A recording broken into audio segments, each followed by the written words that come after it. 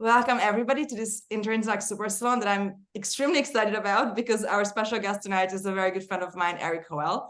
I kept feeling as I was reading your new book that you need some kind of extra added letter in your name. It's too casual. Erik Hoel, for this kind of work, you need to be like Erik P. Hoel or something. Have you ever thought about adding a completely non-physical extra letter? In fact, yes. My middle name is Parker. So that would work perfectly. But yet, as a high school friend of mine pointed out very early on, my name is often mispronounced Hoel.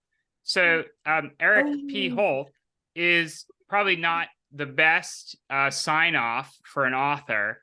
So I've avoided the middle initial. Depending on the type of books.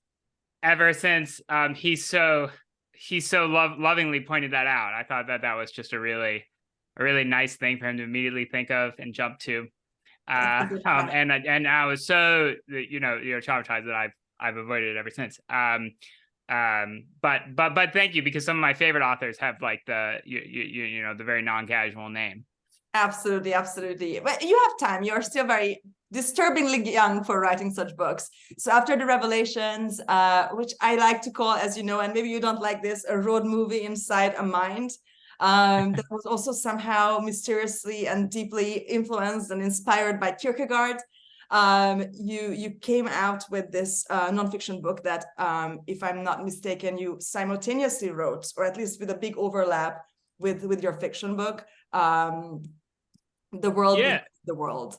It wasn't Simon and Schuster. It wasn't exactly overlapping, and I think that's just because it is just fundamentally true that nonfiction is easier than fiction. If anyone tells you the opposite, they're just not a good fiction writer. Like, fiction is really hard. Fiction books like attack you back in ways that nonfiction books don't. Right. So you're sort of in some sort of like deeper Promethean struggle when you're doing fiction, and like nonfiction. I think that can exist when you're like really trying to say, like, come up with like a new scientific theory or something. Right. But like in general, I think nonfiction is just a little bit easier because it's often it's so much more concrete, and you aren't like fighting an adversary as you go along. So like the fiction book took me, essentially 10 years, and this nonfiction book took me, essentially like a year or 2 years of writing. And I think that just sort of holds generally. I don't really trust anyone who says the opposite, because I think every fiction writer knows what it is to have your book sort of fight you back, and then for you to feel like totally lost, and like, how are you going to actually put everything together where the pacing makes sense and so on. And that's very well aligned with the message of this book, right? Like, there's the extrinsic genre of the nonfiction, and as you describe the novel toward the middle of the book, as being the ultimate intrinsic technology, where you even solve the problem of the other minds. I want to talk to you a little bit about this, what you call the epistemological hybrid zone. You talk about your upbringing, which you, like, it was some kind of 1940s family movie you spent in your mother's independent bookstore, and you devoured not just fiction books, but also, after a while, scientific books. But you do exist between these two worlds. And everything in your book is about dualism. You own up to it in the opening sentence of the book. Do you maybe want to talk a little bit about this epistemological liminal zone that you seem to have been inhabiting since day one of Erik Hoel, and how did that lead you to writing this book, which I hear was very easy? Guys, write a great nonfiction book tomorrow. It's such a good question. And let me problematize it though, like slightly, in that, I think ultimately what you'll find is that, if you go to like sell a company or do anything else, you'll find an incredibly pat correlation between, what exactly happened in the CEO's life and then the exact sort of company that they were that they're doing now, right? And no one's ever just like, I just started this business because I liked it or I thought it was interesting, right? Everyone sort of has to have like a personal story. And I think there's a deep sense in which like intellectuals are not immune to this sort of self mythology that can sort of creep in. I think there is a deep sense in which I was always interested in consciousness from the fact that I grew up in a bookstore, and I love fiction, and I always thought I would be a fiction author. And I really didn't really think I would do anything else. And then I found science, and I was good, and I found that I was sort of good at it. Like the professors seemed to like what I was saying, and I had like a good rapport with them, and it seemed like this could actually be something that I could go out and do. And I looked around within the scientific field, and I thought, what are my strengths? Well, I'm not like the best mathematician in the world. Like I have some papers that are almost like pure math, but I'll be the first to say that I'm not actually very good, mathematician. Like if I wanted to go and like make a contribution to string theory, I think that that's probably fundamentally beyond me. Although I remember the first time I ever corresponded with you via post, I remember this particularly because what your address was, because your address at Princeton was 1 Einstein Drive. So are you maybe being a little bit too modest here? Maybe your concept of that not being good at math and mine are maybe very different here. Yeah. This is spoken from a sort of a ridiculous vantage. But like but I thought within the field of consciousness research, it seemed like there were some really big open questions in science, and consciousness I thought was one of them. It seemed like very unknown, like very open, and so it seemed like a place where maybe I could sort of be a little bit more creative, and where being like interdisciplinary and having lots of interests would actually be something relevant, versus if you're just doing string theory, there's really nothing that's that relevant beyond string theory, right? Some other parts of physics, right? That's and some math, right?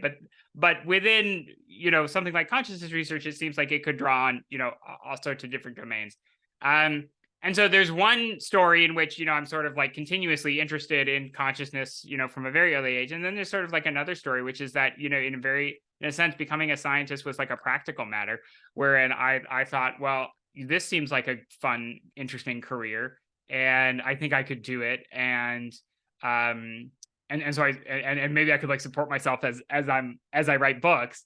Because of course I knew that would be a problem. Growing up in a bookstore, you meet a lot of authors who would come by for talks, and the number of authors who actually fully support or say fully support a family, like let alone even just themselves, right? But like imagine can really contribute to a household from just selling writing is very low. It's very low. You generally are a writing professor. So anyways, that's just to sort of put like a more like materialistic like spin on the more like traditional like self mythology, but this probably like all of it's true, to a certain extent. But anyways, I loved writing this book because it was stuff that I had been thinking about for 10 years. So when I say I sort of found it easy, right? It's specifically because I went out, I got my PhD working with essentially the top US lab that was doing scientific research into consciousness, and working on some of the leading theories. And so this epistemological hybrid zone that you brought up, when you're working on like the very cutting edge of science, so that's so like at the edge that you don't even know if what you're doing is at all correct, right? Like people say, oh, you worked at the cutting edge of science. It sounds so like romantic and like nice. Yeah. But like the problem with the cutting edge of science is that you can like waste your life, right? I mean, there's a very real possibility when you're sort of like out on the edge. You don't know if what you're doing is going to actually end up being real, if it is actually going to end up being useful. So it's kind of weird note to have somebody who basically chooses science as other people choose a day job. Like, oh, I'm going to do this simple little matter that I just somehow I'm just good at it, and that this will support me writing my books. And then even within that, you kind of gravitate towards the more cutting edge fringe stuff, right? Yeah, Because you worked, a foolish decision, right? I was very impressed by how you actually, you kind of cover that era in your life in your novel, The Revelations, but you also go back to the birth of the integrated information theory and your work with Tononi. And this is basically, in startups, it's not, startups are not just autobiographical, but they are basically driving a car whilst assembling it. And I feel that when you're working on the fringes of science in a successful and productive and constructive way and not wasting your life, you must have felt a little bit like that with every paper, we discussed Friston, we discussed emergence, you wrote beautifully about, when the map is better than the territory, et cetera, like basically, like with AI research in the past 10 years, it's the actual live papers that are creating the field. Yeah, and I think there's also a sense in which this book is, and it's fundamentally in a way a pessimistic book, and that's from having spent so much time deep in the weeds at this very edge of science. I say at some point in the book that when I entered science, I thought that the universe was knowable, and now at the end of an education, I think the universe is unknowable.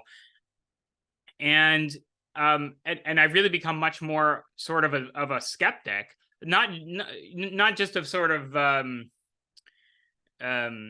not just of sort of like methodological aspects of science, right? Like any science you can take and you can critique, some various, overhyped aspect of it, or its methodology, or, so on. And some of that's really interesting, and some of that's like really trivial. Like it's stuff that ends up getting self-corrected and washed out, and it's just really not a problem.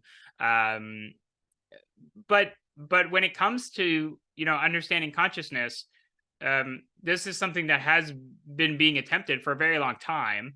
And we sort of don't currently have a very good scientific theory. And we have some inklings of what maybe sort of semi-satisfactory scientific theories might look like, but they're never fully satisfactory. And I think that probably indicates something really significant. Like I don't think that that's just it. I don't think it's just like sort of this weird coincidence that this one part of science lags so much the other aspects of science as they race ahead, right? It would be sort of a very strange scenario wherein it's just this like statistical process where some fields make a lot of progress and some fields, don't. And I don't know if it has too much to do with, the complexity. Like we have science of very, very complex things. And you could make an argument that it is just due to the complexity. I think that that's probably the best argument that you can sort of make, is just to say, listen, we're dealing with this, massive parameter system, which is the human brain. It's extremely complex, right? But you sort of have to do a lot of work with that argument. So in a way, this is like a rare sort of pessimistic, popular science book. In that, a lot of scientific books are sort of rah, look how far we've come. And this one is a bit more sort of like reflective. I don't know if that's like a good thing, or if that's like a deeply attractive thesis in the current world, but it's an honest reflection. And I kind of hope that I made it like an interesting pessimism, right? It's like you can offer forward some form of pessimism, right? But then you have to make it interesting. So to me, that was actually the biggest challenge of the book, is getting Did you feel to a responsibility points. to be upbeat? Did you feel that there's every nonfiction book these days has to be aspirational? Did you feel in some ways that was not the case?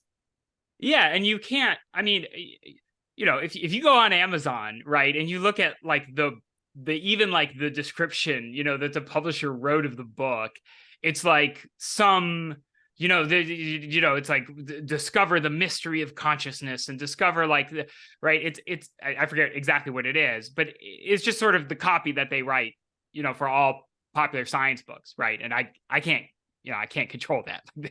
They have all the power in the relationship, right? These big publishers. So yeah, like it's almost like it's almost like impossible to even communicate to even the people who publish nonfiction books, that, hey, you could actually say something interesting that's not like, here's my individual pet theory that I'm going to go, promote the heck out of, or like, hey guys, did you know about brain imaging? We got it all figured out, right? Like just like getting anything else through is very difficult, and sort of relies on you being like, yes, my book definitely fits that frame, and then just writing, whatever you're gonna write. and then it's really it's too late. You're saying that, because for me it did not, I felt very empowered reading it, and I think you treat the ancient sources, even instances where the translations might be very very, very different one from the other, with a lot of respect, and you kind of like go against opinions that say that our ancestors were these dumb automatons, and at some point the bicameral mind just started overlapping, the Venn diagram happened, and now we're very smart. And you are also you seem very open-minded about the question of free will. You kind of go there via your notes on emergence. So we know a lot, and you actually talk about fatalism, right? And that my critique about certain popular science writers these days tends to be about my issues with people being overly deterministic or fatalist, or have a fatalist or defeatist notion about the world.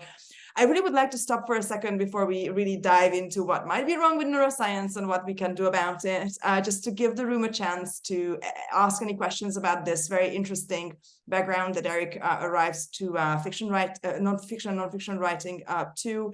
And if you want to share any stories from your life where you felt that your artistic instincts and your scientific ambitions or abilities clashed or even supported each other. This is your moment. Anybody here working on an artistic project these days?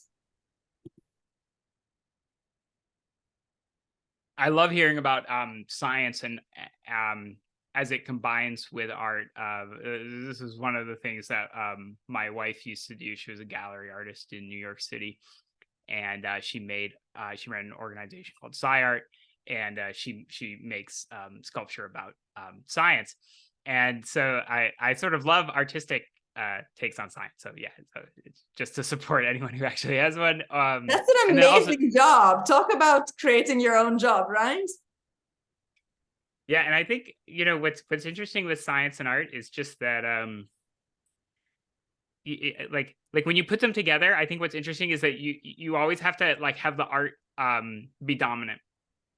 So it's a very like common mistake to sort of like mix the two, and then you let the science be dominant, because science is like very fundamentally dominant as an epistemic force, right? Like science is this huge person wearing a t-shirt that says capital T truth, who sort of bullies everyone around them, and that's like good, right? In a lot of circumstances that's like really good. But if you put like too much science in a novel, or you put too much science, in an art piece, it can really it can really sort of overwhelm it in the wrong way. So it requires a bit of a subtle touch. Do you have a favorite? I think we probably discussed Asimov at some point, but do you have role models when it comes to scientists who are also artists, other than your wife? Especially I'm thinking about writers and novelists who come from a scientific angle. Thank you for mentioning her and saving me. I was racking my brain for authors. I think that I have people who I really like, who are academics and also artists. Not so many scientists. I think it's really, really rare. I mean, it's very hard to name even one. Like maybe like C.P. Snow. You could go back to. I don't know if I would say that I'm like a huge C.P. Snow fan. I think I read some of his fiction. I thought it was like good. An example, I think, of someone who was amazing as both an academic and an artist would be like Umberto Eco. And there's a few other essentially Italian names, you know, who sort of occupy and exist within that duality, but it's very rare. It's very difficult to understand. And in fact, you know, I still get reviews coming in for the Italian edition of the Revelations, where, you know, like my Italian, the publisher there, they get you, they get what they're always like, hey, you're being reviewed in like the Pope's periodical, right? And it's some like super, they're like, this magazine is 5,000 years old, you know, and you're being featured in it, right? And it's and they sent me this like periodically, right? And then in like the US, right, like nobody reviewed it when it came out. And I think a big part of that is just that no one knows what to do with that. It's a very strange archetype. It basically is not an American archetype. The artist scientist. It's just not an American. It's a European archetype, but it's not really an American archetype. Americans really love specialization, and that's not always a bad thing. I don't say that as like this massive complaint, but sort of the interdisciplinary like artist scientist is very much a European figure. So it's very difficult to sort of even communicate like what the project is to you know, outlets and publishers here in the US. Yeah, I can only think of poets like Dana Gioia, sorry, who's a scientist and a poet, and Zoe Hitzig, but she's also, I think she's an economist. I don't know if you count that as a science coming from. Sure. I know there is a debate there. Alan Lightman, yeah. Oh my God, that's very cool. Alan Lightman is a great example. What should we read by Alan Lightman, Castro? I loved his book, Einstein's Dreams. I mean, that was the only one that I read. It was like different ideas about time travel, or like, how time works. Yeah, that's a beautiful book. Just an utterly gorgeous book. He has a recent one that's like Stars Over Maine, something like that. That's quite good. He used to actually come into the bookstore, and you're right. That's a great reference for an American who occupies that archetype. Although I don't know, I think he has a science background, but was he like a working? So I don't actually know, but I'd be very interested in finding out. But yeah, he's a great example. You're probably right. He's probably the closest to the archetype in the United States. So there's writers who deal with science. Yeah. There's writers America can learn from Europe, finally. Not just high cuisine.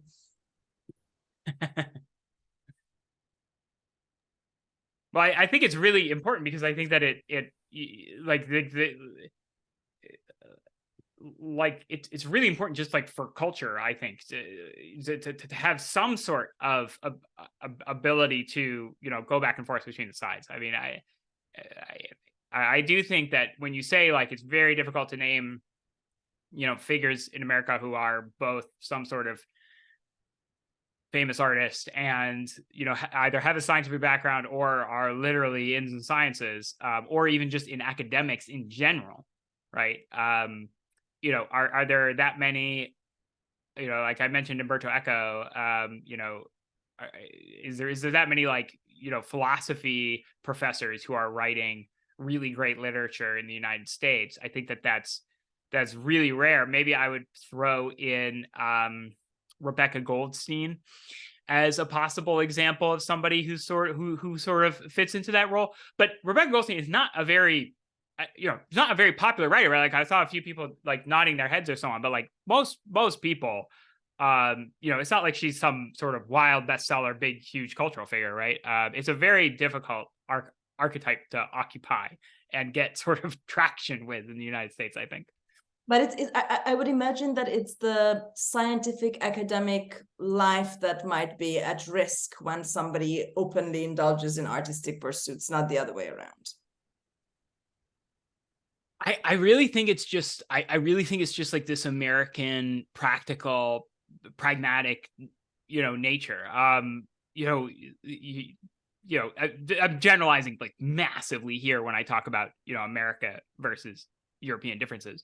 But I do think that there's very much a sense in which, just look at, for example, the discipline of philosophy and how they differ between like analytic philosophy versus continental philosophy, right? Now, I probably am much more of a fan of analytic philosophy than I am of continental philosophy, but I'm more than willing to also admit that in sort of being very strict about carving off everything sort of literary, everything sociological and abstract, I think analytic philosophy probably did lose something really significant there. And I think that that's sort of a perfect example of that. Like even within philosophy, right, which is sort of it's the study of how everything hangs together, right? In America, it's still like, okay, we're just going to do this, right? And so I think that, I don't know, again, generalizing hugely here, but I think that is like a really fundamental difference, and it's really hard to overcome.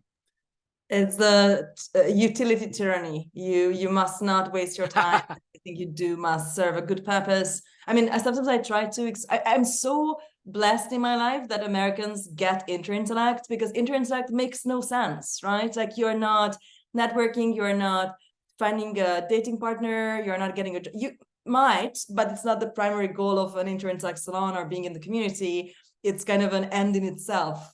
And to me, that's a very non-American thing.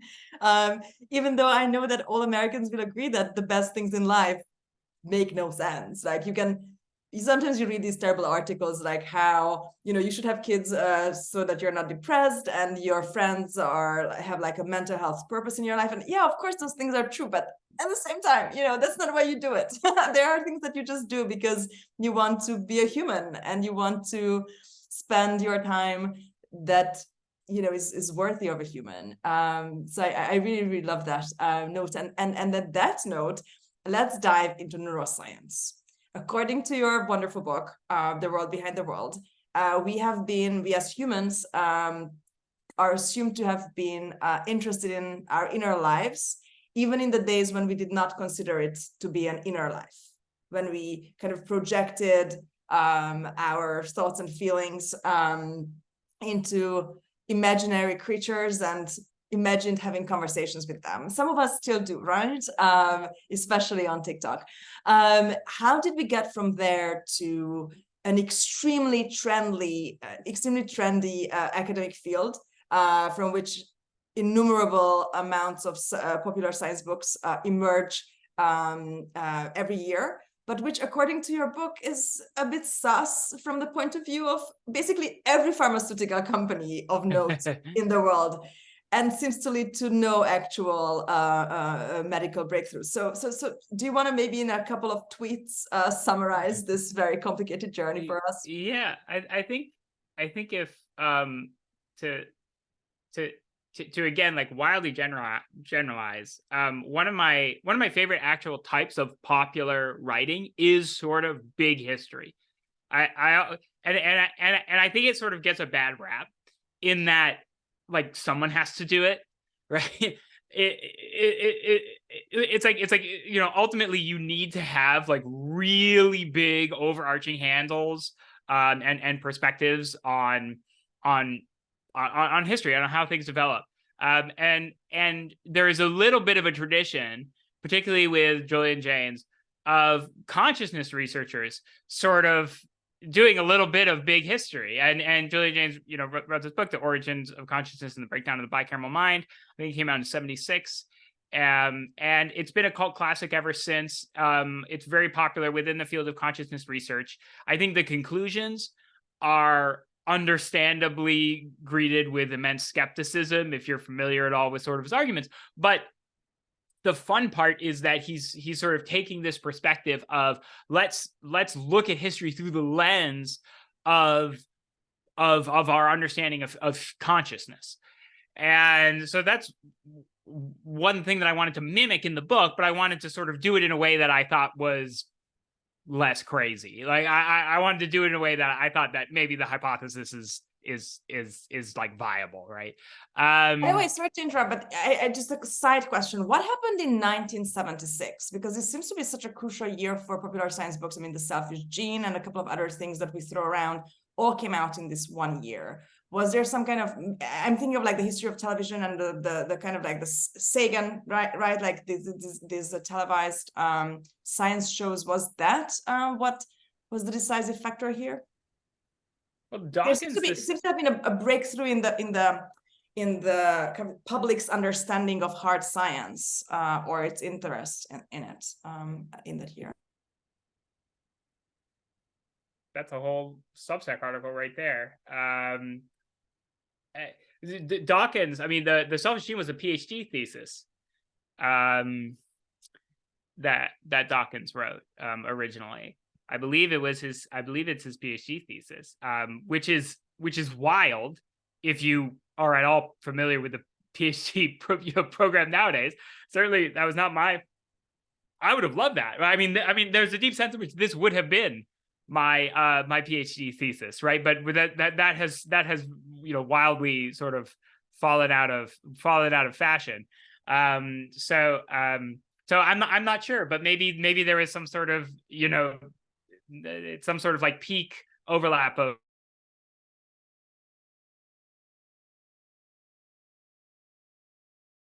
right around 76. Sorry for the side question. That sounds like an entire different salon. Sorry about that. No, we can't see you right now, Erik, though. Can you hear me? We can hear you. Okay, well, sorry. It should come back at some point. As I said, my internet's been terrible all day, but I can still hear everybody. So let me know if I'm still gone in a couple minutes. Let me know.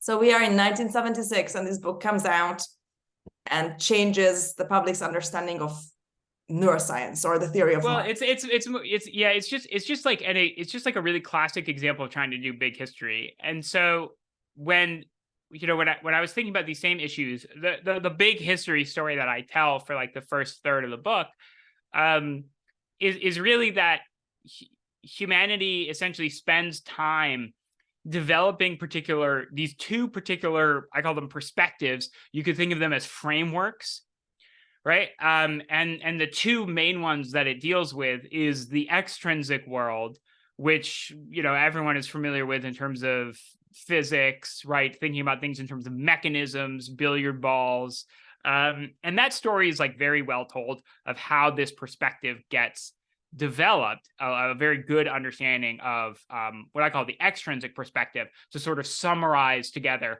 all mechanistic understanding. And the extrinsic perspective gets reified into science, right? So you could think of science as sort of the apotheosis of the extrinsic perspective. It's like fully sharpened final form. But a part of that interesting story is that, at the same time, humans are developing this intrinsic perspective, and that we're also clearly getting better and better about talking about our internal states and expressing.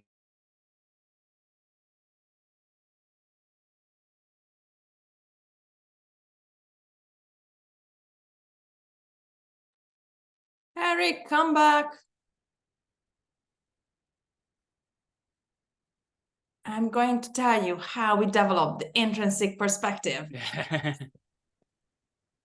Where was I? Can you hear me now? How we increasingly... I'm getting a notification, as if I didn't know, that my internet connection is unstable. Okay. Let's see if this just sort of... Let's see if we can just chart the ship through the choppy waters here. So we're talking about how we started developing an intrinsic perspective as well, and in the first 1/3 of your book, you're guiding us through the big history of that story, basically.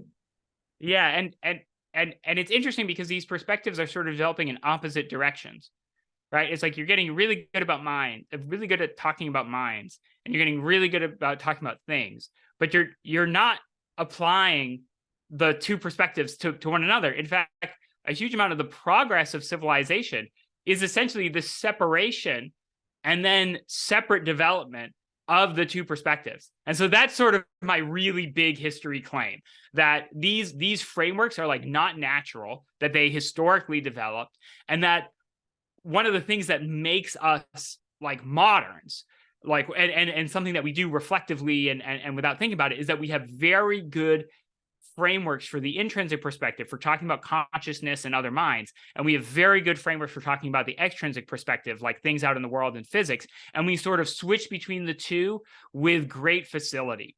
And that's sort of a marker of the development of our civilization. So I think I call them like cognitive tools, and that a huge amount of sort of the intellectual work of civilization, beyond just the content of what you're doing, is sort of just expanding these two perspectives and keeping them very orthogonal.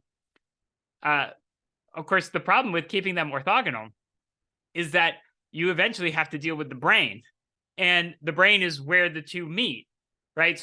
So you can sort of keep them orthogonal as much as possible and develop them separately, but eventually you're forced to try to put them back together and say, okay, how can we, the far more popular view is, let's take the intrinsic perspective and try to sort of just stuff it within the extrinsic perspective and figure out if we can just derive, the intrinsic perspective from the extrinsic. And that's the science of consciousness. So, in my mind, the science of consciousness is the meeting point of it's like the forcing back together of, don't cross the streams of these two streams that humanity has been, really working on and developing and honing. And then they're like forced back together because you just can't ignore the fact that minds are physical things, as in there is a brain. That's all I mean by that. You just can't really ignore that, despite the fact that people really tried. I mean, especially within the history of science, I think one of the reasons why science was so initially successful is effectively Galileo, who makes this very clear demarcation where he says, just don't talk about qualitative properties. They're not really scientific. Just talk about, things we can very clearly measure. So, momentum and so on, right? Just think about the world as if it's made of geometry and mechanism.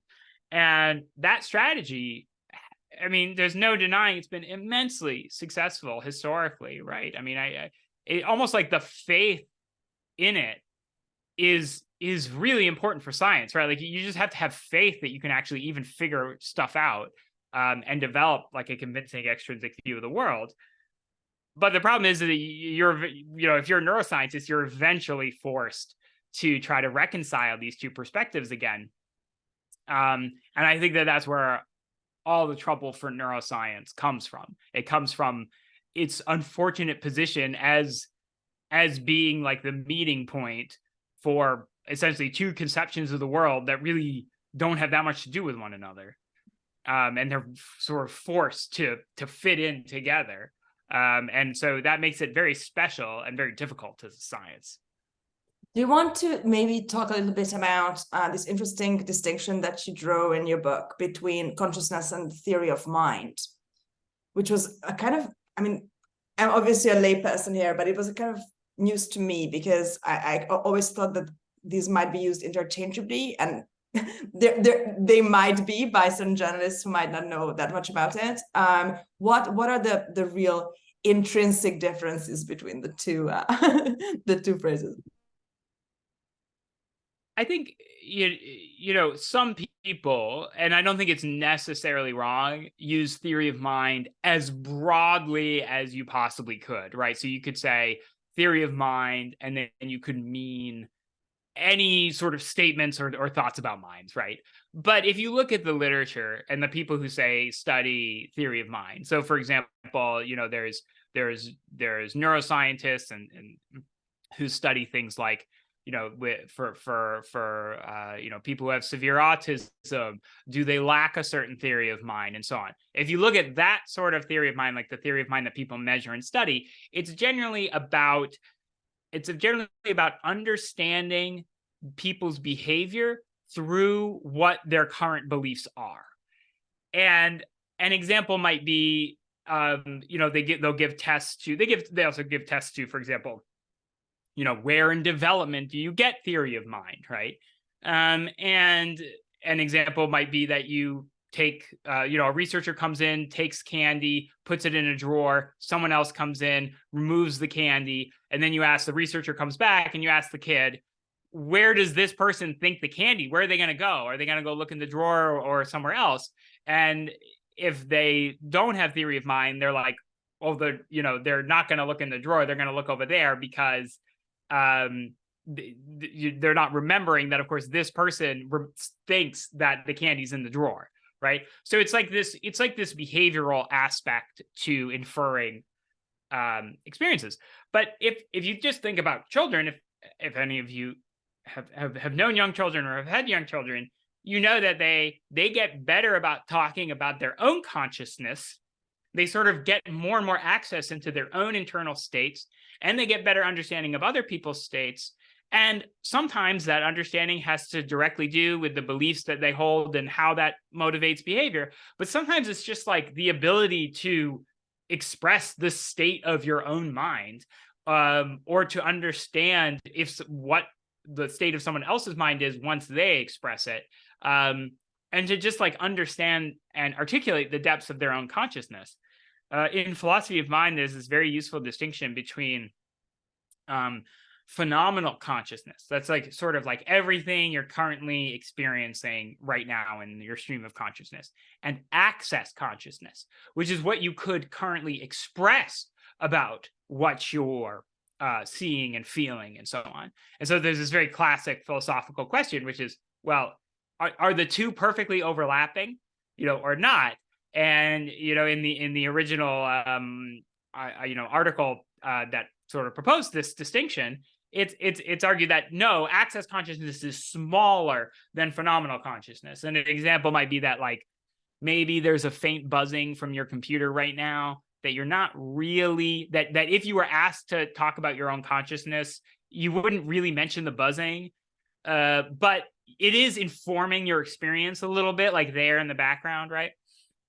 And, I broadly say, I think that historically, if we just take that very broadly, we can say humans' access consciousness, the honing of the intrinsic perspective, the development of the intrinsic perspective I'm talking about, is that humanity's our access consciousness has grown to be almost filling the space of our phenomenal consciousness. We've gotten very good at expressing our own consciousness. We've gotten very good at talking about the emotional states of ourselves, of others, and so on. And so, like, you could broadly call that theory of mind, but it would be a very sort of weird usage compared to the literature. So I sort of just broadly talk about it as like this intrinsic perspective, this ability to really discuss and talk about minds. Thank you so much. And thank you for bringing up the access and phenomenon distinction as well. And I think we have the same Karl Popper book that is in your background, and it's right here next to me. That's a good sign. We'll talk about falsifiability if we have time towards the end, because I think one of the most humorous parts of the book, also wittiest parts of the book there, I really loved it. I would like to go through a couple of questions in the Zoom, if that's okay, because they relate to this part of the discussion. Phil first and Claudia next, if that's okay. And then we have, sorry, I don't know your first name, Hoke. There's I'm just commenting. It's not a okay. I do have a question. You want me to ask one though? But I think okay, I will get to you. Comments are good. Comments are good too. Okay, right? After the questions again. Good. I love it. So Phil, do you actually wanna read it up and present your question? Yeah, sure. Haven't finished the book yet, so maybe you touch on a little bit of Buddhism, but I'm curious if you have any thoughts on like that historical development and how that kind of plays into both the intrinsic and extrinsic perspective, because to me they have, that rich history of kind of exploring all these possible states of consciousness and whatnot. It's such a it's probably one of the more common questions that I get, and there's a good reason, right? Which is that I basically, and I try to be as explicit as possible about this, and admit how sort of fundamentally ridiculous it is, where I'm just like, I'm basically just going to focus on what is colloquially called like the West, right? So I go through ancient Greece and Rome and so on. It's a very limited view of humanity, like very, very obviously. one thing that I will say that I think is probably true, and that I sort of wish I had touched on, so at least I had said something about it in the book, is that within the West, when science and when the extrinsic and the intrinsic perspective develop, they're very synchronized. And this is something I talk about in the book, right? So they're leaping forward together. So, for example, in ancient Greece, you get the same, you begin to develop science in literally basically the same city that you're also developing literature, right? Around the same generations. So it's very, very tightly sort of correlated, where the intrinsic and extrinsic perspectives begin to get developed. They also fall at around the same time historically, right? So you have the fall of Rome, and this term isn't popular anymore, but the Dark Ages afterwards. And when I was doing this literature review, the opening thesis that I had was, well, maybe things didn't change too much then, but it's actually find a document from like 700 AD that's like really discussing people's mental states written anywhere in Europe. Like find one. It's really hard. It's really hard to find anything. Versus if you go to ancient Rome, the graffiti alone, right, is like, it's basically just Twitter, right? Like it's all already there.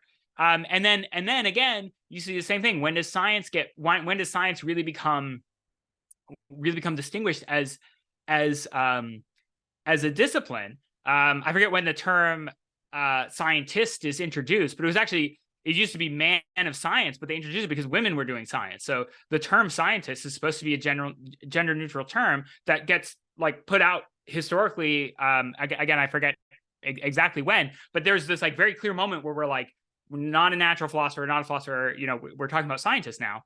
And that's around almost exactly the same time that you're developing literature. I mean, you're really developing the novel, is what I mean by that, right? And I think there's, the novel is effectively the best tool we have for sort of just talking about other minds. James Burke blamed the fireplace in Connections. James Burke argues that in the 14th century, we changed how we heat houses, and we could be alone, or you could have some kind of privacy that you did not have in the great halls of the 12th century, where there was one central fireplace and everybody gathering around it. And he kind of has this thought experiment in his book. You're talking about how every philosopher is a fabulist. I think the same thing about pop sci writers. I mean, you included it in a Fair. way. And he writes about how you can trace back the history of heating and lighting common spaces, and the development of the private room, the private bedroom, first for the ruler and then for multiple people, and how in the paintings of the time you start seeing the girl with the book alone. And then if you have the market, somebody will be like, let's write books for girls. There's money in it. So you could have a more kind of progress studies capitalist take on this as well. Yeah, and I think what's interesting, I love explanations like that. What's interesting, and just to very broadly summarize the point in trying to answer the question, is just that I don't think it was that synchronous in the rest of the world. In fact, what I think you could probably argue is that in other traditions, you see much more of a clear linear development of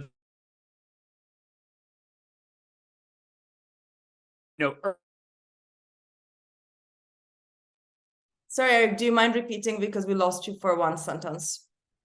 Now we lost the audio. This is getting interesting. Now we can see you, but we can't hear you.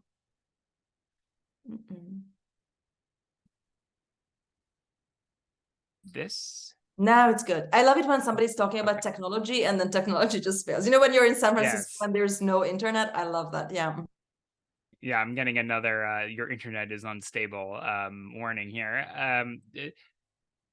But I would say probably in other parts of the world, you didn't have the same synchronicity. So I think to me, that would be the interesting story. If I were to sort of, broaden the scope of the self-imposed and self-admittedly, historical blinders that I put on, I think the story would be that the synchronization is not as present in other parts of the world. And I'm not I don't think one is like good or bad or anything. I just think that that's probably historically the clearest and most interesting thing I can say about that, is that I think that you just don't have this really clear synchronization. You basically get a lot more focus on the intrinsic perspective earlier on, particularly within a lot of different religious texts of the time, and then later, much later, you sort of get science and the extrinsic perspective, but it sort of comes in separately. It was Yeah, it seems like to think about stuff under a tree.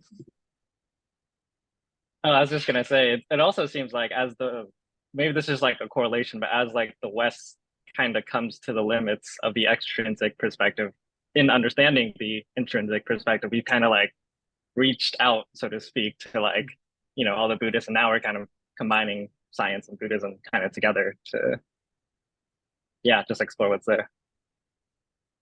Yeah, back at the now I'm gonna blank on his name, but there's a very famous neuroscientist at the University of Wisconsin who does work with Buddhist monks and looking at what happens, in the brain during meditation and so on. And I always thought it was a little bit, reductive, right? Because he's like, oh, there's this gamma band increase or something, Well, it's probably a gamma band increase when I watch TV, but okay.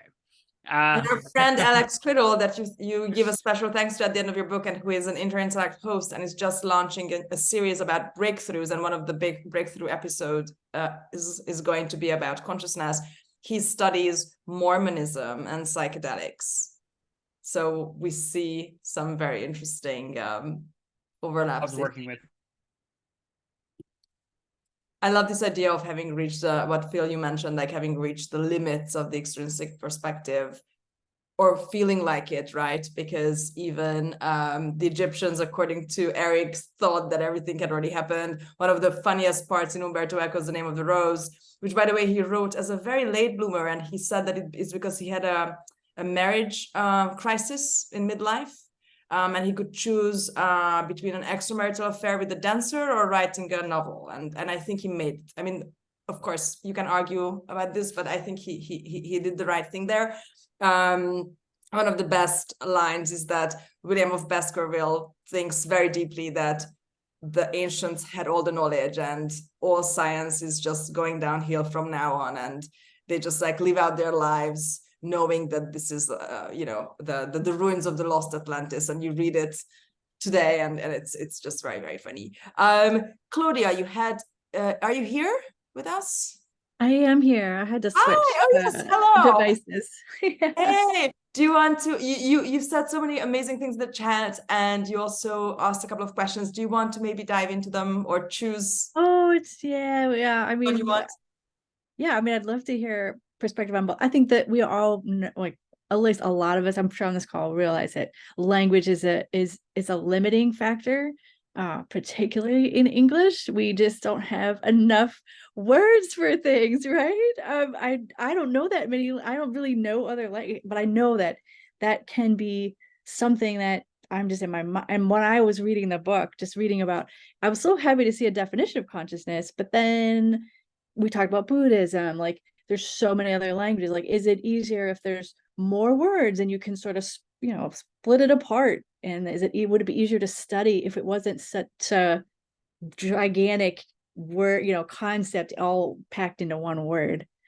And that's one question. I'd love to hear anybody's thoughts or Erik's thoughts on that. And then the other one was just the one we all keep hearing about, as AI gets more advanced, the big question, is it ever going to be conscious? And like, if you can't study it, and like, your book is really proving that we can't really even prove our own consciousness. I mean, we feel it, right? But would we ever even be able to say, at least now, that something else is conscious? Do we have a definition and a scientific way of measuring it? I mean, that's a real thing that is a question, right? You get down to the soul, you get into religion and like all that good stuff, which I'm not trying to ask at all. I'm really just asking for scientifically. Could you say AI is ever conscious? So those are my questions. I think especially just to like cover maybe the first quickly and then jump to the second, because I think that there's a huge amount to say about that. And I'm also, interested in what anyone else has to say about it as well. When it comes to sort of definitions of consciousness, I'm actually of the opinion that there's a funny sense in which we all very much sort of know what we're talking about when it comes to consciousness. So if I say like your consciousness, like what I mean is like the stream of experiences, that begins when you wake up from a dreamless sleep and you start your day, and effectively, everything that all your senses, everything that you experience throughout the day is all part of your consciousness. And, you can sort of point to it, right? In a very broad sense. So I think in terms of, and just to sort of back up, my claim that there is a sense in which it's very obvious what everyone's talking about, is that medically, we talk about very broadly levels of consciousness all the time, and we rely on it a great deal, right? So when people have to go under anesthesia, or when you apply the Glasgow Coma Scale to a patient, you have to sort of make very particular ratings about like the level of consciousness, and basically what you're assessing is the presence or absence of this stream, this inner stream, this inner life. But the term has been so sort of broadly abused and used, in every possible way, right? You could talk about the Hegelian consciousness of the age, right? You could talk about consciousness. Some people talk about consciousness and they mean something like self-awareness, right? So, your dog might not be self-aware in that it can't really recognize itself in a mirror, or it doesn't really have this third, meta concept of self. But your dog, if it hurts its paw, probably feels, pain in terms of its conscious experience, right?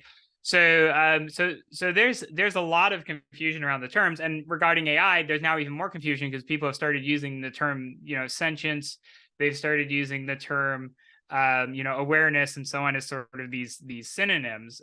And I think it's very interesting that this relatively esoteric academic field that I entered and have been in now for a long time, or feels like a long time, is now suddenly highly relevant, at least in certain ways, when it comes to AI. I think it's quite reasonable to ask. I mean, there is no other entity on the planet that can convincingly talk about its own consciousness other than humans. You could very easily get GPT-4. I mean, less so now because they installed a bunch of guardrails where they really don't like self-reference, and they really, I am an AI from OpenAI. I do not have consciousness. But before they put those sort of, keyword guardrails in, you could very easily get these large language models to exclaim that they're conscious and talk all about how they're conscious and so on, right? So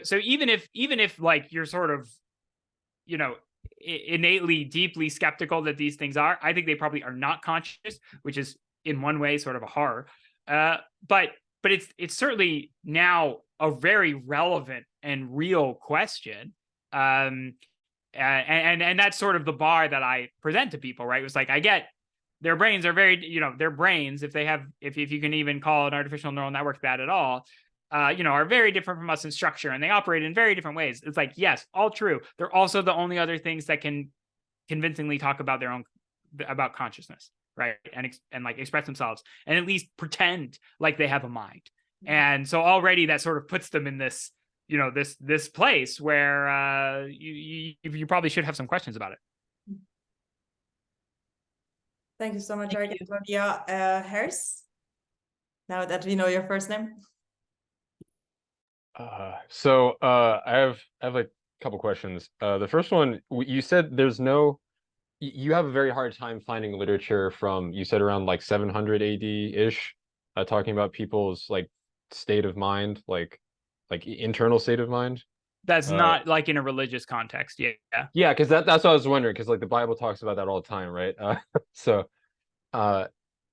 Well, that's not it does to a certain degree, in the sense that like let me give an example, which is that if you look at like ancient Egyptian poetry or stories, They do occasionally reference internal states, but it's very sparse. And there's one particular tale, which is sort of the tale of the shipwrecked sailor, and on it, basically the hero goes to an island, meets a great beast, and in the Egyptian version of the tale, the emotionality is like not described at all. In the Odyssey, the same thing happens. They meet the Cyclops on the island, and the emotionality is like debatably referenced, right? They're like afraid, right? Like there's even some just that level of like even just such that and such level. had emotion.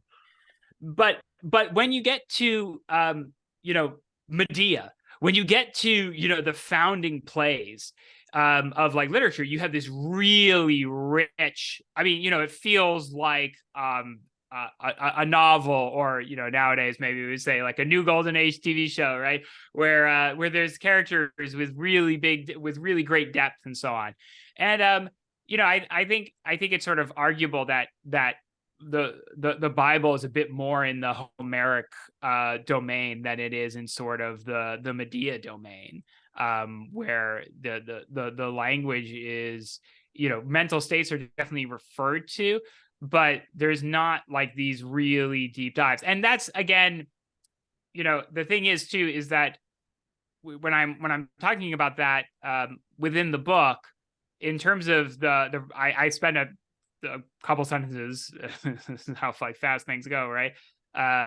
For something so short and covering so much distance, where I talk about, you can find examples within some religious documents of people talking about mental states, and I give one that's not actually from the Bible, but if you look at just sort of like secular descriptions of people's mental states, like as if that is a thing of interest and that's worth sort of expanding upon, that's very hard. I think you have to go to like, even if you go to like Beowulf and like, some of these other sort of classically non-religious stories, you get something that's quite similar to like Homeric literature, and not at all like Roman poetry or something, which is like obsessed with, Catullus is like obsessed with, his own internal sort of states. Yeah, I get what you're saying.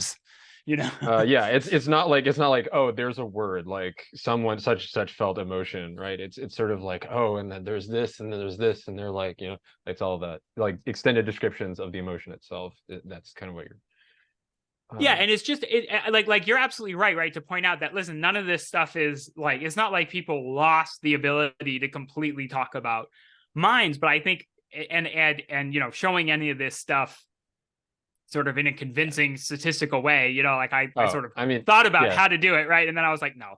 But I buy it. I totally buy it. But yeah, I think it's very much just like levels, right? It's sort of like one thing that sort of rises and dips. And you don't, like as I said, like Catullus is basically like Woody Allen in terms of the level of like neuroticism and like self-articulation in terms of his own, streams of consciousness, and so on. And that just goes missing, effectively for a very long time, and then it sort of gets rediscovered. So it's sort of like the A tier stuff vanishes. Yeah, that makes sense. And so that that was just something that popped up. The second thing was about I read that the chapter 4 from your book that Anna, you sent out, and my question is, do you think fMRI as like a technique is at all valuable or could be made to be valuable? Well, it's always like, if you come to me with some particular fMRI study, right, there are some classics, right? Like there are some classics that have tens of thousands of citations, right? If you come to me with some particular study and we go over the methodology and so on, I might, end up in a position where I say, this was worth publishing. This is like this is a paper, yes, but if you really zoom out, right, like if you really like zoom out, and I say like, is our understanding, like I think in effect the story of fMRI for a long time now has been, it's more complex than the first fMRI people thought. Like that's sort of like the continuous like that's like where the literature has evolved to now, wherein the most common like blockbuster, thing you can sort of do is just to show, well, actually, the there's stuff default in the mode 90s network is that actually localized it. two default Yeah, mode networks. exactly. It's like, oh, well, in the 90s we thought it was localized here, but it's actually like, more broadly localized there. And so again, for any like particular like one study, like I'm not gonna go and like take someone's study and be like, this is like complete trash, right? No, because like, there are people who think that fMRI is like completely like bogus. Like they will not read an fMRI study. They like think it's a total waste of time. Some of them are electrophysiologists, but yeah. No, absolutely. There's definitely some levels of analysis rivalry. But like very broadly, do I think that if you ask me, like, is our understanding of big picture how the brain functions at a cognitive level, not at a molecular level, not at like an individual neuronal level, not at even like an anatomical level, and excluding, very primary sensory cortices stuff. If you ask me, is our understanding of like exactly how cognition works that much better than even before fMRI was introduced? My answer would even just to that question, which includes almost all of neuroscience, would probably be not that much. Like, not to that how useful degree. Is all this stuff to like let's say we only care about cognitive psychology, right? How much is this stuff versus like stopwatches and carefully designed experiments? And your answer is like, yeah, not really that much of a benefit. I think it's sort of it's sort of, it's the kind of thing that's, yes, it's obviously easy to say, show me the great results, right, and so on. Science is very difficult and it takes a long time. But I do think that there's something fundamental about neuroscience that makes it very difficult. And if I had to sort of sum it up, very broadly, and why one should be skeptical of things like fMRI results without, picking apart individual studies or individual methodologies. Can you do that? Right? Without doing that, just the fact is that, like, imagine doing the equivalent of an fMRI to an artificial neural network. Is that a very interesting thing? Yeah. And the answer is generally no. Like people have tried this. They do, like, could a neuroscientist understand a microprocessor? That's one thing I talk about directly in that chapter. I thought that was that's a great paper, man. Yeah, it is a really funny paper. And then there's also, like, could a neuroscientist understand an artificial neural network, which is like more recent and basically making, similar points to applying the techniques of neuroscience to artificial neural networks, and also coming up like a little bit empty-handed. And so just from like a very broad perspective, it's sort of like, there's this whole field within AI of what's called mechanistic interpretability, which is basically figuring out how it is that the AI is doing what it's doing. And, the broad answer to that right now is that we don't know. It's a black box, right? So that's like the very broad answer. You have some inroads, you might have some favorite thoughts and methods, but like the broad answer and conclusion of that right now is that we don't. So then the sort of question is, well, what would have to be so drastically different about the brain wherein that mystery doesn't apply for some reason, for the same problems? And I've just never gotten like a convincing, I'm open to like a really convincing argument that actually the brain should be really mechanistically interpretable, and and all the techniques of neuroscience pick out the spatial temporal layer that's mechanistically interpretable. But I've just never, it's not even like a case that gets made either, right? So that's sort of part of my role, right? I mean, at least now, it's just to be a bit of a gadfly and be like, okay, well, even if I'm wrong, you have to make that case somewhere and sort of tell me why in particular. I would sorry, let's just because Erik has a hard stop. If we have time, we will come back to Erik. Thank you so much. I really would like to go back to some parts that actually now will beautifully overlap with what you guys just discussed. And I would love, Erik, for you to talk a little bit about the problems with averaging.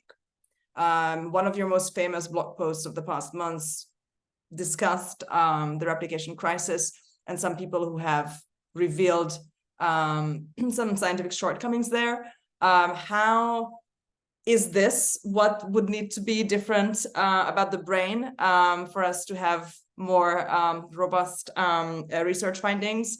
And how does the problem with averaging and the replication crisis overlap? Yeah, it's very interesting because we're at this point where there's both, claims about that we can use AI to like read your mind off of brain imaging and so on. And then there's like also, and that would have to involve, presumably that would have to involve like individual trials. Although I think if you look into those, you'll notice that they actually end up involving, averages and stuff like that. But the simple truth is what you learn quickly in neuroscience is that every individual trial. So like you put someone in a brain scan, you show them an image, and you look at their brain, and you image their brain. It's always just a mess. I mean, it's just noise. It doesn't look like anything. And you have to do it sort of over and over and over and over again. And when you do that, you can get very clear signals. I worked in an event-related potentials lab when I was an undergraduate. And so that involves, putting electrodes on the scalp and then like averaging across, the EEG. And you do see like very clear like patterns. Like you can see, you're like, hey, this looks beautiful. This is a chart. I can put this in a graph and publish a paper about it. But then you look at like any individual time that, the individual saw it, and it's just this like crazy noisy line, right? And so there's this question of like, are you really, are you really sort of just averaging out and getting like the real signal, and that's like the real signal, and all that other stuff was noise? Or is it sort of like the real thing is the individual trial and the individual response, and then you can create this statistical entity from averaging across those? But you have to sort of keep in mind that entity is something you've created, right? It's not actually something that occurs in any brain at any time, right? It's sort of this statistical thing that you create. And that's just part of the a fundamental truth about science is that, listen, like science is a job. So science has to proceed. Like you can't just like hit pause and not go out and do papers or whatever. Like you have to do papers. So like when you see the immense attraction to treating things, to treating these these statistical averages, these amalgams as and reifying them as if they're like, this is like the processing that's occurring, right? But no one very rarely goes back and checks, is it the case that, say, trials that look more like the average response sort of are related to, say, better behavior or better processing or so on? And the answer is almost always no, even if you do look, and almost no one does look. So again, it's sort of like the reason why I keep my critiques like so broad is that you can bring up any individual paper and say, well, they did this average, and then let's look at the methodologies, and then is it sort of adequate? And in a lot of cases, you're sort of like, yeah, I understand why you did all the stuff that you did, but there's still this broader question of to what degree is neuroscience proceeding in answering like the really big questions? And it's particularly funny because it's often the big questions that people get into the field to answer, right? And then sort of they get sidetracked and lose their way. And there isn't even a consensus in the field what counts as falsifiable. So how do you measure success? By how many popular science books do you sell? Simon, you had a question in the chat, and thank you so much for your patience. Do you want to read it up? Present it to yourself? Sure. Yeah. Actually, I better look at it again just to make sure. Yeah. I mean, we were talking about levels in the medical context, levels of consciousness, and so I was wondering in sort of where we and then we were talking about what is or what how do you decide if we're conscious or if some being is conscious. So I was wondering in trying to understand what the definition is, if when something doesn't have this self-reflection or some being doesn't have this self-reflection, or perhaps you as a being don't have this self-reflection for some amount of time due to the influence of whatever might be happening. So are you then still conscious, or is it something else, or is it a level of consciousness, or how do we think about this? Yeah, I think to even before getting into, like some particular coma scale or something like that, I mean, it's a sense of, sometimes when you're sleeping, you dream, right? You can think about that as like a particular level of consciousness and so on. But sometimes you seem to wake up from like a deep dreamless sleep. Like there was nothing, and then you come into being, right? So consciousness is like the difference between those two states. Right? Yeah, yeah. I think you and I when we first ever met, we discussed Westworld, which was just starting. And we were discussing how every morning the androids wake up and with this completely wiped off brain, like today is going to be great. And they don't remember that yesterday they had all these terrors. Yeah, it was like horrific. This is how humans are. Every morning you're like, today is going to be great. And you have no evidence to suggest that that's true. It actually is true that sleep is really important for like emotional regulation too. And sometimes I wonder if that's just like, it's just literally like, okay, another chance. Like it's not even anything like physiological. You're just like, okay, yeah, and also like take 5,000. And it changes your identity. Like there are interviews with insomniacs who don't want to fall asleep because they don't want to lose today's you. Like you get attached to today's you today, and then you don't know who you will be tomorrow. Yeah, maybe that's why no toddler wants to sleep. Right? They understand. They're like, no, don't make me go. But like regardless, I think it's sort of like consciousness. We can just think of it as it's like maintaining your consciousness, your constant stream of experiences is sort of like the main function of your brain. I mean, at least that it seems very likely that that's the case. And that's not popularly considered the target of neuroscience. That's what's very strange. I mean, you can go back and you can look at like, people will do things like they'll put people in brain scanners and then they won't present them any stimuli, right? And then they're like, did you know that there's still stuff happening in the person's brain, right? This is the resting state network. Like, have you ever women it's like this, this, right? And for men it's like this. Like call up nature, call up science. There's something happening here when we don't present these people with stimuli. It's like, well, yeah, like any human could just introspect and be like, yes, I sort of am constantly experiencing and thinking things. This is the subject of literature, right? It's really completely unsurprising that there would be something going on in your brain. In fact, there was just a recent interesting paper, I think, again, maybe in science, maybe in Nature, this summer, showing that the resting state, which is probably basically just your stream of consciousness, sort of looks almost like a turning hurricane, right? Like it has like almost this like turning dynamics.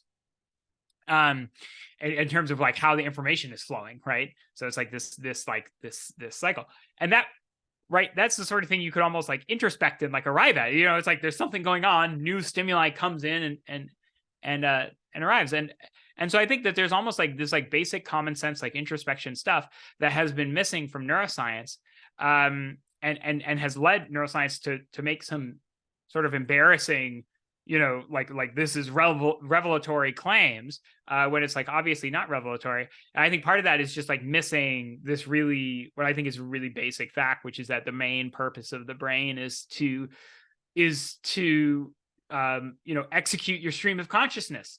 Like that's because that's how you feel, right? It's like you wake up, you experience stuff. It sort of determines your day. You think, I'm going to go get coffee. I'm going to go do this, right? Animals seem to act like they have a stream of consciousness, and their whole behavior plays off of that. And then with neuroscience, just due to sort of historical factors and how difficult consciousness is to deal with scientifically, we're sort of not allowed to talk about it. And I think much to its detriment. Thank you so much. We have 1 minute left. Do you want to take one last question? Yeah. I have yeah. When your kids arrive, you just tell us, Laurie. And then Phil, who has already asked a question, also asked something very interesting. which might be a separate salon, but we might leave you with this homework, Erik, at the end. The long Sounds good. inspiration. Laurie, the floor is yours. So I have a question, but I have first a quick story about why I'm asking the question. It's real short. So I used to live in Arizona, and there's obviously snakes there. And I was walking out the door one day with my dog. It's kind of evening, so light wasn't, the sun was going down, not a whole lot of light. We were walking out the front door, and all of a sudden we were both turning around and walking back inside. And my conscious mind was like, why am I doing this? And it turns out after a few seconds, I turned around, there was like a 4-foot rattlesnake, just, a couple feet in front of us. And so I'm wondering, so maybe this is like a question. I don't know if this is like a really simple question, but when we're talking about consciousness, are we talking about subconsciousness as well? Because I didn't perceive that snake. I didn't have a thought, oh, danger, I better go back inside. So, yeah, so for me, I'm trying to figure out when we're talking about it, what fits into this category of consciousness, and where does the subconscious part of our minds come in? And that's kind of connecting to the Buddhism stuff too. Like part of meditating is to have more of an awareness of what's underneath the surface, right? There's always like that iceberg, tip of the iceberg kind of thing that they used to talk about it. So if you could just say whatever you can say about, it's such a curious thing that our minds do that.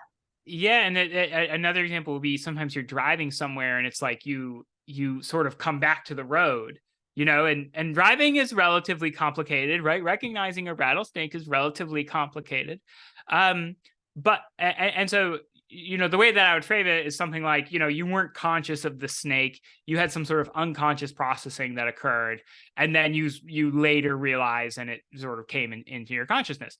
But I think that lots of examples like that there's a lot of hay made about them within neuroscience, and there has been for a long time, wherein people find that, okay, you're not, you're sort of attentionally blind to certain things, and maybe we can just there's some famous examples where people will have a gorilla walk through a video and a lot of people don't even notice it, and so on. So there's sort of this canonical sort of minimization of consciousness. But the simple fact is that if you look through the literature, it's very difficult to find really clear examples of the brain doing very complex things non-consciously.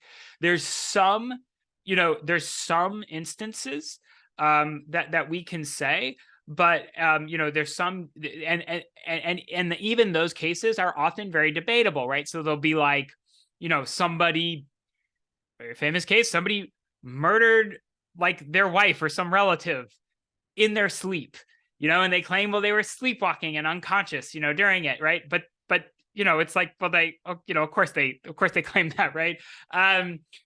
Most of the time, it seems as if we really need to be conscious and aware to do anything complex. And that probably even includes the snake example, because you think about it, like in your stream of consciousness, right? You sort of have the current, awareness of your surroundings, like the fact that you're going outside, right? So you were certainly aware that you were now outside, right? So then my question would be, could your unconscious processes have detected the snake if you were inside? Or are they keying off of the information that they have from your stream of consciousness? And I think probably they're keying off of that. So you can think of consciousness as basically this main function that the brain is doing, and then you have all these subsystems and modules and unconscious processing that's sort of supporting it and doing stuff with that. So that's sort of the distinction that I go with, and I think that's a really important one, because I think we should be wary that we're going to automatically downweigh consciousness because we don't want to have to deal with it from a scientific or metaphysical perspective, right? We're like, this thing is so problematic. If Daniel Dennett called science a universal acid, consciousness is the opposite, right? It's the second you sort of start thinking about it, you're like, well, wait a minute, the whole thing can't work. It can't all just be billiard balls. It can't all just, right? So it's sort of this opposite. And so the second you introduce it, you often end up in a very radical place. And so I think that I think there's been this natural inclination to downplay its importance, right? And I think it's probably the most important thing that the brain does. That's amazing. That was like the most beautiful ending, I think, to this wonderful salon. The homework from Phil is probably we won't have time for this, correct? But how would you balance theory building versus the empirical work? So you mentioned in the book that there are basically two schools, two kind of instinctive responses to the mystery. And maybe that's just like, there are two kinds of people. And, we would at some point love to hear maybe one thing that you can share, if you have it off the top of your head, like maybe a person that we should read who you think balances theory and empiricism. A great example of this would be somebody like a Neil Seth. I think he's both, he's a prominent neuroscientist in the UK. He's very sensitive to both theory arguments and does work on that side, but he also does like really good, solid empirical work. I unfortunately am fully afflicted by the theory bug. I think one day there's just going to be just some jaw-dropping paper. Maybe I'll be alive when it comes out. Probably not. But maybe my kids will read it or so on, right? Like it'll come out probably. I think at some point, at least I think it's a possibility that such a paper comes out, and it'll be like a patent clerk or something. It'll be that level of like, who's this weird graduate student, from this like B tier university or something, right? And it'll just be explain why it is that the dynamics of the brain necessarily engender subjectivity, right? That would be the ideal case. So anyways, so we're waiting for the Einstein of neuroscience, basically. Yes. Well, that's a really good note, and I think a positive and empowering note to land on. Thank you so much, Erik, for joining us, and congratulations on the book. Guys, read The World Behind the World and Erik's novel, The Revelations. Tell people about these books. I think they are some of the most sophisticated things I've ever read on this very, very complicated thing. And in a very kind of humble way. To me, it's positive when somebody says, oh, I realize that the universe is unknowable. I think it's a phase, but to me, it's encouraging. Thank you so much. And, we will do this every time you do a book. So we can't wait for the next one. Yeah. And also follow Erik on Substack, The Intrinsic Perspective, easy to remember after this salon. Very interesting podcast, one with me, and a lot of great essays every week. Thank you so much, Erik. And guys, amazing questions. Sorry that we didn't have time for more. I know that Erik, you're very active on Twitter, so I'm sure that if you tweet or DM Erik, he will be able to get back to you.